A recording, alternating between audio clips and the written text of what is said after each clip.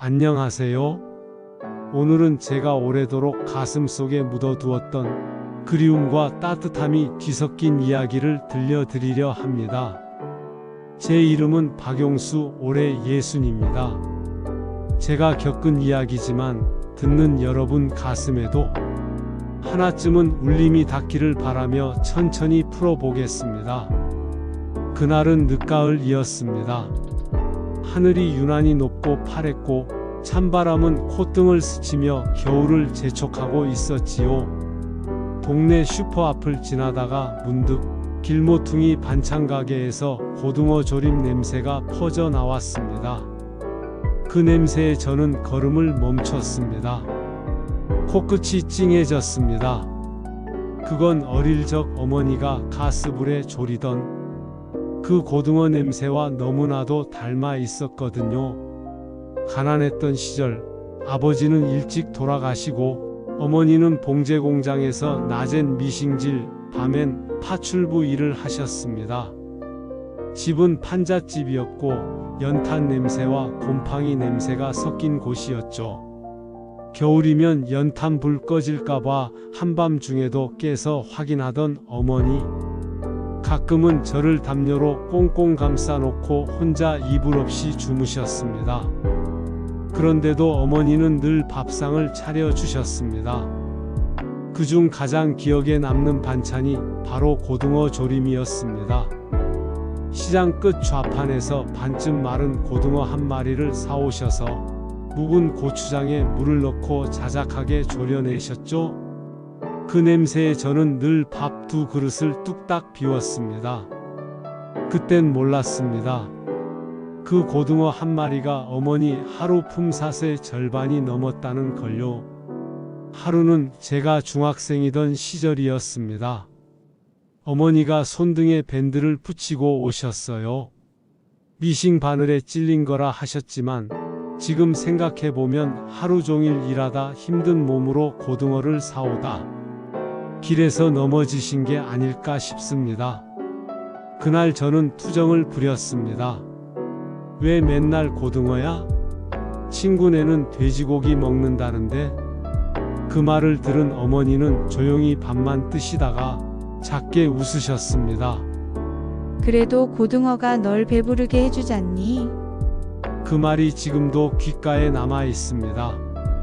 그날 이후 저는 고등어를 본 적이 없었습니다. 아마도 어머니는 제 말에 마음이 다쳤던 것 같아요. 하지만 저는 사춘기였고 그 말이 어머니를 얼마나 아프게 했는지 몰랐습니다. 세월이 흘렀습니다. 저는 군대를 다녀오고 직장 생활을 시작하고 어머니는 올해 85이십니다.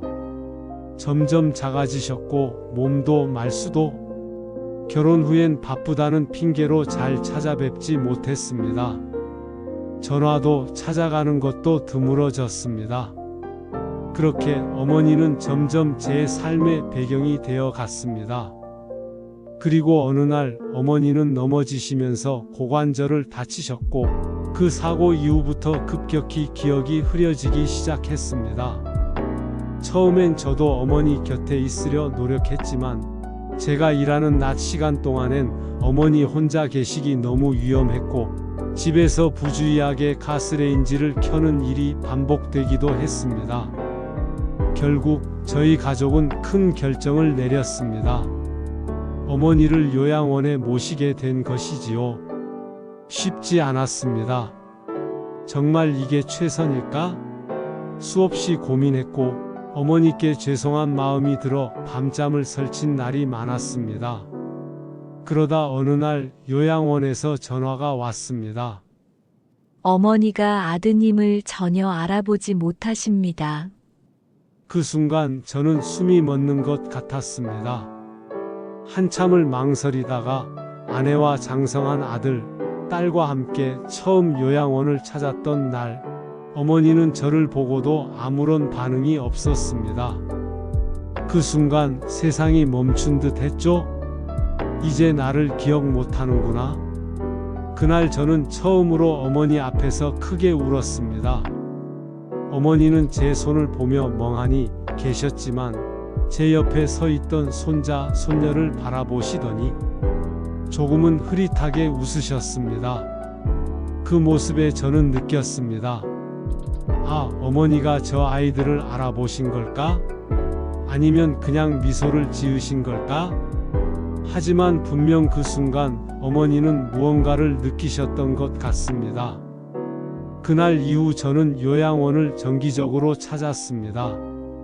주말이면 아이들과 함께 도시락을 싸서 어머니를 뵈러 갔지요.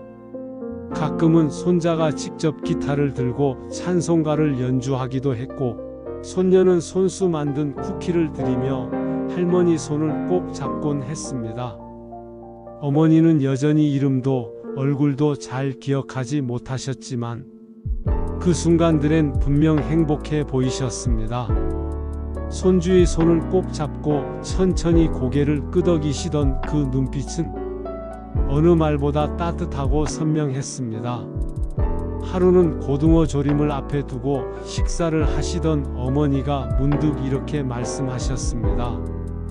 이거 어릴 때 내가 잘 먹었었는데. 저는 깜짝 놀랐고 가족들도 순간 말을 잃었습니다. 어머니 입에서 제 이름과 기억이 동시에 나온 건 정말 오랜만이었거든요. 그 짧은 한마디에 저는 가슴이 뭉클해졌습니다. 아무 말도 할 수 없었습니다. 그건 정말 짧은 한마디였지만 제 마음엔 폭풍처럼 밀려왔습니다. 어머니, 아직도 기억 어딘가엔 제가 남아있군요. 그날 밤 저는 오래간만에 어머니 꿈을 꿨습니다. 작은 방에서 어머니가 고등어를 조리고 계셨습니다. 무릎 담요를 두르고 익숙한 손길로 물을 저으시며 그러시더군요. 용수야, 밥 다 됐다. 밥퍼라. 그 말투도 눈빛도 너무 선명하게 기억에 남았습니다. 저는 꿈속에서 그저 울먹이며 이렇게 말했습니다.